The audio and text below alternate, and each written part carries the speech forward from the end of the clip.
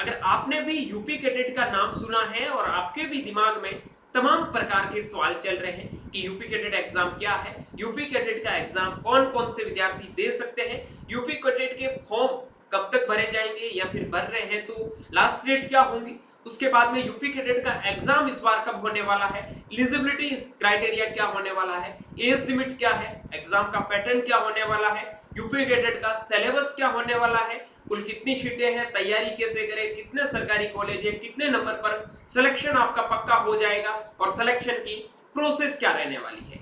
UP cadet के अंदर जो भी चीजें आपके दिमाग में चल रही है, यानी कि भाई काफी बच्चे जो राजस्थान के हैं, हरियाणा के हैं, एमपी के हैं, ठीक है, यूपी के अलावा अदर स्टेट के हैं, उनके भी दिमाग में यूपी कैडेट से रिलेटेड डाउट है। बाकी यूपी के जो बच्चे हैं वो तो यूपी कैडेट की मेनली तैयारी करते हैं, तो उनके माइंड में भी कुछ डाउट है, कितने नंबर पे सिलेक्शन होता है, आगे का क्या प्रोसेस होता है, एप्लीकेशन फॉर्म, एग्जाम में तैयारी कैसे करनी है, तमाम प्रकार की चीजें हैं उनके दिमाग में चलती है। सारों का जवाब आज के इस वीडियो में आपको मिलने वाले हैं। सबसे पहले तो बता दूं, यूपी कैडेट जो आपका एग्जाम है ये उत्तर प्रदेश का combined agriculture and technology entrance test है, जिसका फुल फॉर्म मतलब शॉर्ट नाम यूपी कैडेट रखा गया है। यूपी कैडेट एग्जाम से आप BVSc and animal husbandry, BSc agriculture, BSc horticulture, BSc forestry, BTech biotechnology, BTech food technology, BTech agriculture engineering, BTech dairy technology, आपका एग्रीकल्चर फॉरेस्ट्री के अंदर एडमिशन लेना है, हॉर्टिकल्चर, तमाम प्रकार के कोर्स जिसमें आपको कम्युनिटी साइंसेज वगैरह में एडमिशन लेना है, तो आपको उत्तर प्रदेश के हैं तो यूपी कैडेट का पेपर देना होगा। यूपी कैडेट के अंदर एडमिशन किन बच्चों को मिलेगा, क्या इनकी एलिजिबिलिटी क्राइटेरिया हो सकता है, कौन कौन से बच्चे यूपी कैडेट का पेपर दे सकते हैं, वो बच्चे जो उत्तर प्रदेश के रहने वाले हैं, ठीक है, वो यूपी कैडेट का पेपर दे सकते हैं, कोई दिक्कत नहीं। लेकिन जिनके पेरेंट्स पिछले 5 साल से उत्तर प्रदेश में रह रहे हैं और उनका यूपी का डोमिसाइल बन चुका है, तो वो भी यूपी कैडेट का पेपर दे सकते हैं। अगर आपका यूपी में रहते हुए टाइम 5 साल से कम हुआ है तो आप यूपी कैडेट का पेपर नहीं दे सकते हैं। ये चीजें आपको ध्यान रखनी है यूपी कैडेट के पेपर को देते टाइम, ठीक है, मतलब कौन कौन से बच्चे फॉर्म को फिल कर सकते हैं। बाकी रही बात राजस्थान के अलावा, राजस्थान हो गया, आपका एमपी हो गया, हरियाणा हो गया, अदर स्टेट, यूपी के अलावा किसी भी स्टेट से हैं तो आप यूपी कैडेट का पेपर नहीं दे सकते हैं। यूपी कैडेट का पेपर ओनली उत्तर प्रदेश के विद्यार्थियों के लिए होता है। अगर आपके पेरेंट्स किसी और स्टेट से है, पिछले 5 सालों से यूपी के अंदर रह रहे हैं, तो आप यूपी कैडेट का पेपर है वो दे सकते हैं। ठीक, ये सारी चीज समझ के अब हम बात कर लेते हैं यूपी कैडेट के फॉर्म कब से भरे जाएंगे। तो यूपी कैडेट के फॉर्म आपके भरे जा रहे हैं। एक बार मैं आपको पहले शेड्यूल भी बता देता हूं। आपके एप्लीकेशन फॉर्म 17 मार्च से शुरू हो चुके हैं और 7 मई तक आपके एप्लीकेशन फॉर्म चलेंगे। ठीक है, 7 मई तक आपको अपने एप्लीकेशन फॉर्म है वो भर देने हैं। जिन बच्चों ने अभी तक एप्लीकेशन फॉर्म नहीं भरे हैं तो आप अपने एप्लीकेशन फॉर्म को जरूर फिल कर दीजिएगा, बिना किसी टाइम वेस्ट किए हुए, बिना कोई डिले के साथ। ऐसे मत करना कि मैं 5 को भरूंगा, 4 को भरूंगा, अभी आपके पास में टाइम है, आप भर सकते हैं। जो भी बच्चे नीट की तैयारी कर रहे हैं, नीट का पेपर आपका 4 मई का होने वाला है, उसके बाद में आपके यूपी कैडेट का पेपर है, तो आप भी टाइम खराब ना करें। आप पेपर जैसे ही यूपी नीट का पेपर होता है तो उसके बाद में जस्ट यूपी कैडेट का फॉर्म आपको फिल कर देना है। ठीक, उसके अलावा मैं एक चीज और बता देता हूं कि यूपी कैडेट के जो आपके एग्जाम होंगे इस बार के, वो एग्जाम आपके होने वाले हैं।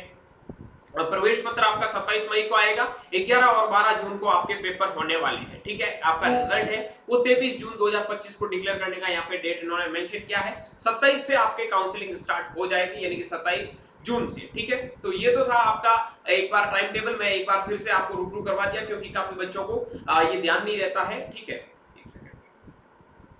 टाइम टेबल के बाद में हम बात कर लेते हैं अगला यूपी कैडेट की परीक्षा कब होगी। तो ये भी मैंने अभी आपको बता दिया, यूपी कैडेट की परीक्षा आपकी 11-12 जून को होने वाली है। अभी आपके पास में लगभग 1.5 महीने का टाइम है।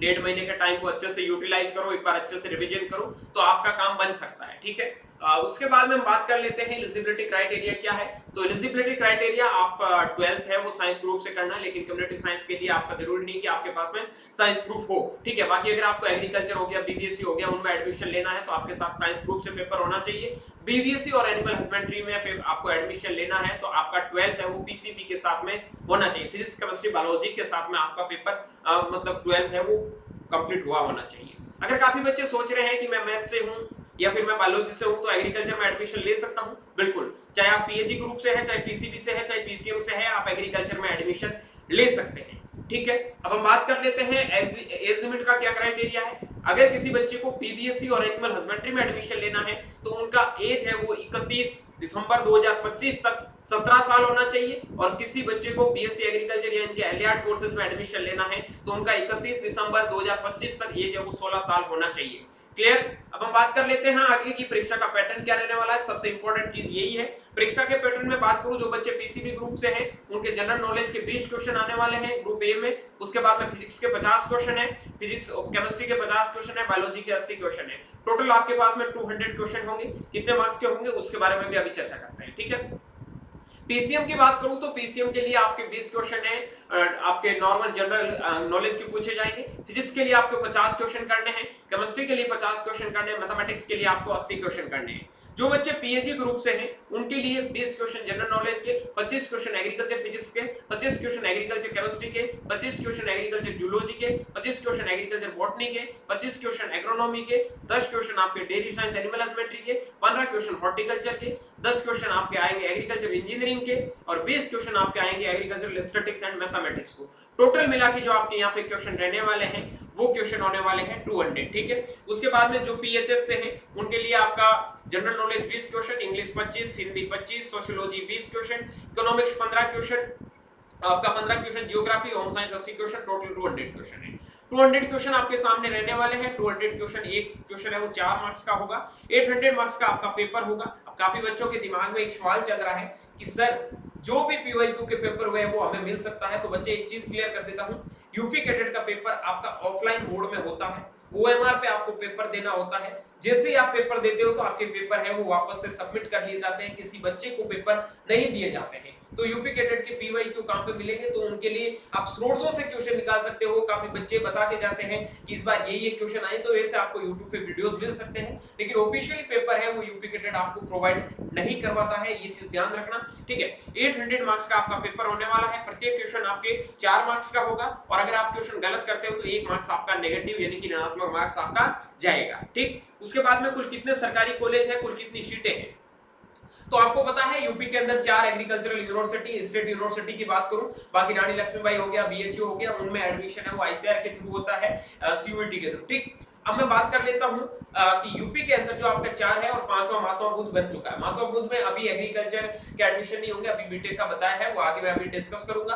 अब बाकी आपके सीएसए के और एनडीयूटी के 2-2 कैंपस है, बाकी सबके एक-एक कैंपस है, ठीक है। उसमें सीटें लगभग मैं आपको बता दूं सारे मतलब कोर्सों को मिला के देखोगे तो आपको 2000 के समथिंग सीटें, 2000 प्लस सीटें आपको देखने को मिलेगी, नॉर्मल और पेड सीट। अब हम बात कर लेते हैं कितनी सीटें नॉर्मल है, कितनी सीटें पेड है। बीएससी एग्रीकल्चर में बात करूं मैं, सबसे पहले आपके जो कैंपस है आजमगढ़ कैंपस के यूनिवर्सिटी कैंपस के बारे में, बीएससी एग्रीकल्चर के लिए, ठीक है। ये जो आपका है CSAUAT कानपुर का, ठीक है, जो आपके सीएसए का कैंपस है, 150 सीटें हैं, ठीक है। उसके बाद में आपको यहाँ पे दे रखा है आजमगढ़ कैंपस, ये एनडीयूटी के अंडर में आता है, तो इसमें टोटल 85 सीट है। उसके बाद में गोंडा का कैंपस है, ये भी एनडीयूटी के अंदर में आता है, 65 सीट है, ठीक है। उसके बाद में लखीमपुर खेरी की बात करूं तो यहाँ पे आपका ये सीएसए के अंदर में आता है, 87 सीट है। उसके बाद में बात कर लेता हूं मैं हरदोई कैंपस के बारे में, ये भी आपका इसके अंदर आता है, ठीक है। इनके 2-2 एक्स्ट्रा कैंपस मैंने आपको बताया था, तो इनमें भी आपकी 85 सीट है। उसके बाद में आप देखोगे तो इसमें नॉर्मल यूनिवर्सिटी कैंपस है सरदार वल्लभ भाई पटेल का, उसमें 119 सीट है। एनडीयूटी के मतलब मेन कैंपस है उसमें 140 सीट है, और बांदा के अंदर 98 सीट है। और मैंने अभी बताया था एमयूएटी के अंदर अभी आपका बीएससी एग्रीकल्चर स्टार्ट नहीं हुआ, इसमें मात्र 30 सीटें हैं, अभी कंफर्म नहीं है, वो आपकी है BTech sugarcane sciences and technology के लिए एक नया ही कोर्स है, इंडिया में पहली बार अभी स्टार्ट हो रहा है, ठीक। उसके बाद में बात कर लेते हैं बीएससी हॉर्टिकल्चर की, आपको यहाँ पे सीटें दे रखी है, फॉरेस्ट्री की सीट दे रखी है, ये सब कोर्सों की आपको सीटें यहाँ पर मेंशन कर रखी है। टोटल यहाँ पे आप सीट है वो देख सकते हो, अराउंड 2000 के समथिंग सीटें बनेगी, 2000 के समथिंग सीटों पर यहाँ पे एडमिशन आपके होने वाले हैं, ठीक है। अब बात कर लेते हैं परीक्षा का पाठ्यक्रम। तो परीक्षा का पाठ्यक्रम में मेजरली आपके जो 11th एंड 12th के जो बुक है उनसे ही क्वेश्चन पूछे जाते हैं। बात कर लेता हूं जनरल साइंस के लिए जो आपका जीके आता है, उनके लिए आप ल्यूसेंट का बुक पढ़ो, मोर देन इनफ है। ल्यूसेंट से आपके मोस्ट ऑफ द क्वेश्चन है वो मिल जाते हैं, ठीक है। लगभग 20 में से 17-18 क्वेश्चन हर बार ल्यूसेंट की बुक से मिल जाते हैं, ठीक है। तो आपको ल्यूसेंट का बुक है वो फॉलो करना है, उसके अलावा कोई और बुक फॉलो करने की जरूरत नहीं है। बाकी मेजरली आपको बुकों से रिलेटेड कोई प्रॉब्लम है, क्या क्या कंटेंट आपको पढ़ना है, तो उसके लिए आप कमेंट करोगे तो मैं अलग से एक वीडियो भी बना दूंगा। अब हम बात कर लेते हैं कि सर इसकी तैयारी कैसे करें। तो देखो बच्चे, 11th और 12th की बुकें फॉलो करो, जितना ज्यादा से ज्यादा हो सकता है क्वेश्चन प्रैक्टिस करो, क्योंकि यहीं से आपका तैयारी है वो स्ट्रांग होने वाला है। कहीं से भी मैं ये नहीं कहता कोई पर्टिकुलर कोचिंग ज्वाइन करो, आप बुक्स वगैरह अच्छे से कर सकते हो, उनमें से क्वेश्चन बना सकते हो, हैंड रिटन बना सकते हो, खुद के नोट्स वगैरह, तो उनको बार बार रिविजन करते जाओ, ठीक है। क्योंकि इतना इजी सिलेक्शन लेना है नहीं, नंबर ऑफ स्टूडेंट काफी ज्यादा है। बात कर लेता हूं सर कितने नंबर पे सिलेक्शन होता है। तो पहली चीज तो ये क्लियर कर देता हूं, यूपी कैटेट में आपके नंबर है वो नहीं दिखाते कि आपके कितने क्वेश्चन सही हुए, कितने नंबर आए। जैसे कि दिखाते हैं ना कि भाई 800 में से आपके 600 नंबर आ गए, 150 क्वेश्चन सही किए तो आपके 400 नंबर आ गए, ऐसा नहीं दिखाता। यूपी कैडेट के अंदर आपको एक तो दिखाता है ग्रुप रैंक, ठीक है, एक दिखाता है ग्रुप रैंक, एक दिखाता है कमांड रैंक। ग्रुप रैंक का मतलब होता है अगर आपने पीएजी से पेपर दिया तो पीएजी में आपका रैंक क्या आया है, पीसीबी से पेपर दिया तो पीसीबी में आपका रैंक क्या आया, पीसीएम से आपने पेपर दिया तो आपका पीसीएम में रैंक क्या आया। कमांड रैंक का मतलब होता है सारे जो भी ग्रुप्स थे उनको मिला के आपका रैंक क्या बना है, उसी रैंक पे आपका सिलेक्शन होता है। डिफरेंट टाइप के आपको कट ऑफ देखने को मिलते हैं डिफरेंट कोर्सेज के अंदर। इसके लिए मैं डिटेल में एक वीडियो बनाऊंगा, अगर आप लोगों को नीड होगी तो इस वीडियो को ज्यादा से ज्यादा दोस्तों तक शेयर करोगे तो बहुत जल्दी मैं वो वीडियो भी बना दूंगा। अब मैं बात कर लेता हूं सर, तो भी थोड़ा बहुत आइडिया दे दीजिए कितने नंबर लेके आएंगे तब सिलेक्शन हो जाएगा। तो बच्चे जितने भी जो हमने लास्ट ईयर से मैं कैडेट में बहुत अच्छे से काम कर रहा हूं, मैं एक एक चीज को एक्सप्लेन करके बता सकता हूं, ठीक है। लास्ट ईयर में जितने भी जो मेरे मेंटरशिप में बच्चे थे या फिर जितने भी जो मेरे बच्चों से बात हुई है, ठीक है, इवन बहुत अच्छी रैंक टॉप 100 में जो बच्चे रैंक लेके आए हैं उनके भी 150 के समथिंग क्वेश्चन ही सही थे। टॉप रैंक वाले बच्चों की बात करता हूं। बाकी नॉर्मली सिलेक्शन के लिए आपके लगभग 120 से 130 क्वेश्चन नॉर्मली जो आपके पीएजी ग्रुप के बच्चे हैं इतने करते हैं, लगभग 120 क्वेश्चन करते हैं तो सिलेक्शन हो जाता है। बट डिपेंड करता है कि आपके पेपर का लेवल क्या था। बाकी पीसीबी ग्रुप के बच्चे हैं तो वो 150 क्वेश्चन टारगेट करके जाओ, क्योंकि जो मेडिकल की तैयारी करते हैं उन बच्चों का फिजिक्स केमिस्ट्री बायोलॉजी तीनों अच्छा होता है, तो वो यहाँ पे स्कोर काफी अच्छा कर लेते हैं। थोड़ी दिक्कत उनको जीके में आती है, वहां थोड़ा उनका नेगेटिव पॉइंट है वो रह जाता है। बाकी एग्रीकल्चर वाले बच्चों का थोड़ा है मार्क्स सेट कम आता है, लेकिन कमांड रैंक में वो मिल जाता है, उसका कोई आपको ज्यादा प्रॉब्लम है नहीं, क्योंकि आपका जैसा पेपर होगा उसके अकॉर्डिंग आपकी रैंक बनेगी, ठीक है। तो एग्रीकल्चर के जो भी बच्चे हैं पीएजी ग्रुप से, पीसीएम ग्रुप से, उनको 130 क्वेश्चन टारगेट करके चलना चाहिए, 130 से 140 क्वेश्चन।